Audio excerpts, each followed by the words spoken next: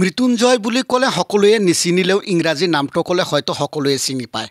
যিয়ে জাতপাতৰ ঊৰ্ধত থাকি কাতৰ সুৰে চিঞৰি চিঞৰি সকলোকে সেৱা আগবঢ়ায়। পথেৰে গৈ থাকোঁতে চিঞৰে, যি চিঞৰ সকলোৰে পৰিচিত চিঞৰ।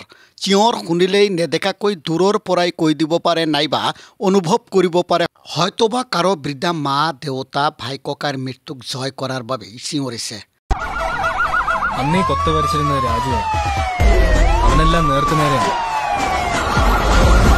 അവനൊരു വീര মৃত্যুঞ্জয় যাক এম্বুলেন্স ক'লে সকলোৱে চিনি পায়।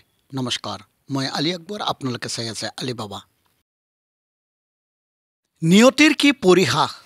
ৰোগী কঢ়িয়াই এতিয়া নিজেই ৰোগী হৈ পৰি আছে এইদৰে।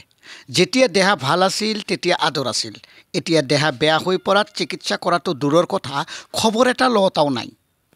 যাৰ এনে কোনো দিন নাইবা এনে কোনো ৰাতি নাছিল যে বেলেগক সেৱা নকৰি এনেই থিয় হৈ থকা। বেলেগৰ কাৰণে মৃত্যুক জয় কৰি আজি নিজেই হ'ল মৃত্যুৰ হাতত পৰাজয়।